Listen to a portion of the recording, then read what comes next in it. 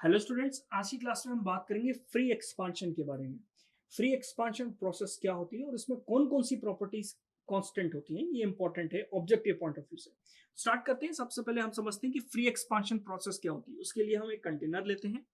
इस कंटेनर को हमने इंसुलेट कर दिया है।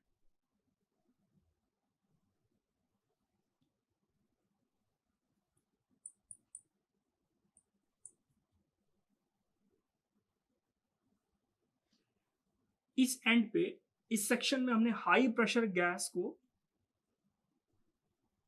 स्टोर करके रखा है।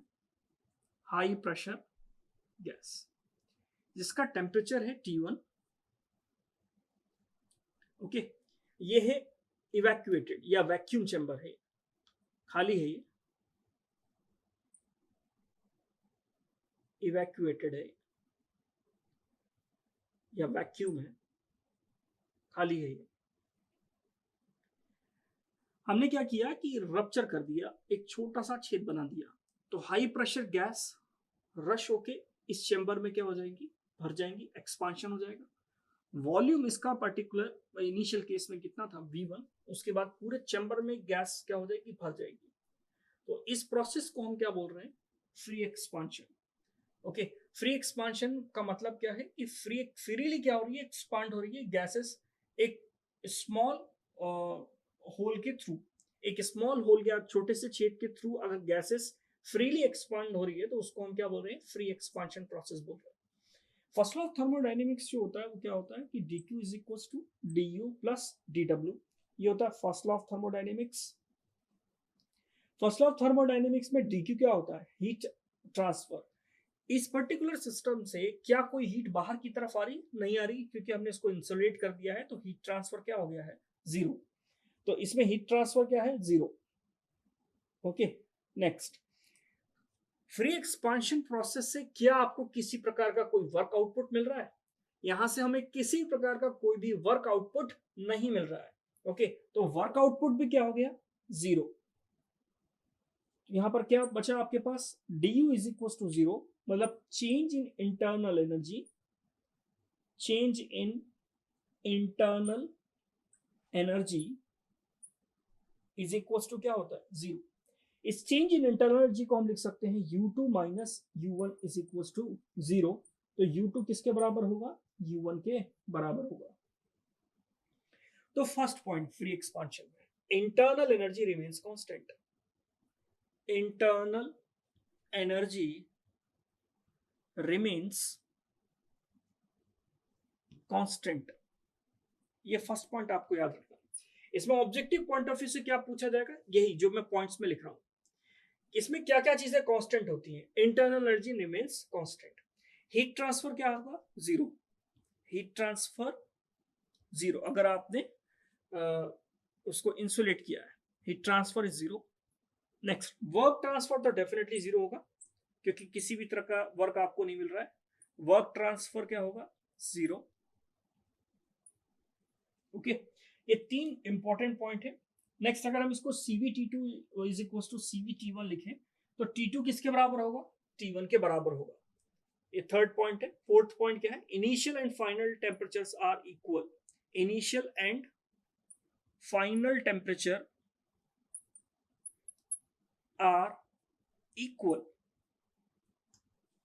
ओके, T1 टेम्परेचर इसका इनिशियल था, एक्सपांशन हो गया, तो फाइनल टेम्परेचर इसका मान के चलिए कितना है, T2 है। तो फाइनल टेम्परेचर इनिशियल टेम्परेचर के क्या होता है, बराबर होता है।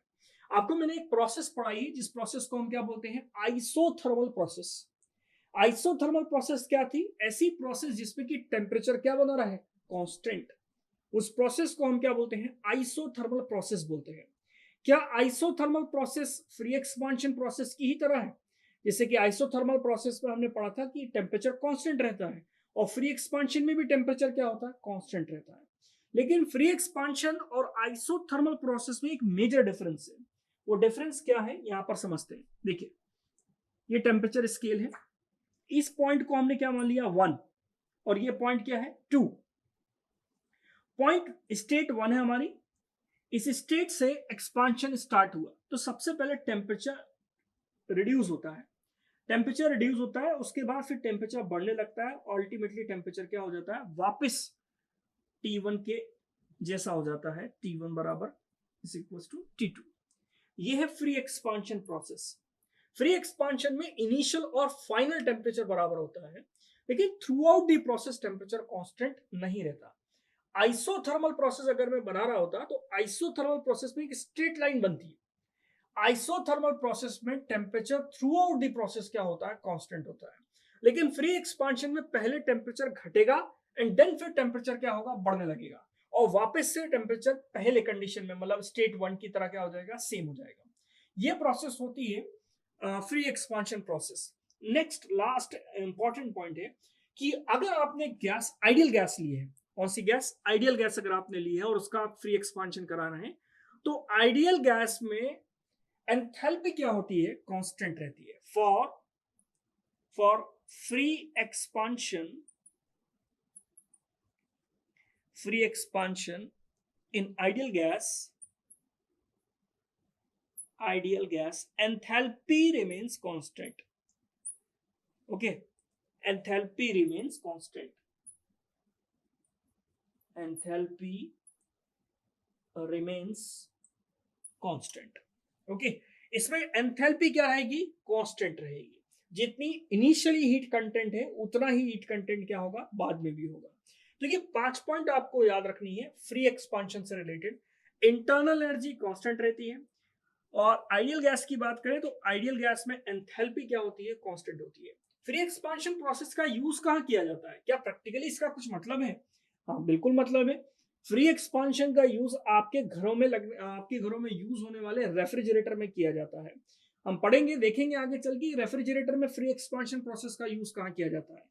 फ्री एक्सपांशन की हेल्प से हम के टेम्परेचर को ड्रॉप करते हैं। ओके, और आपके फ्रिज में जो टेम्परेचर होता है वो एटमॉस्फेरिक टेम्परेचर के नीचे चला जाता है, तो वहां पर एक प्रोसेस हो रही होती है, फ्री एक्सपांशन प्रोसेस हो रही होती है।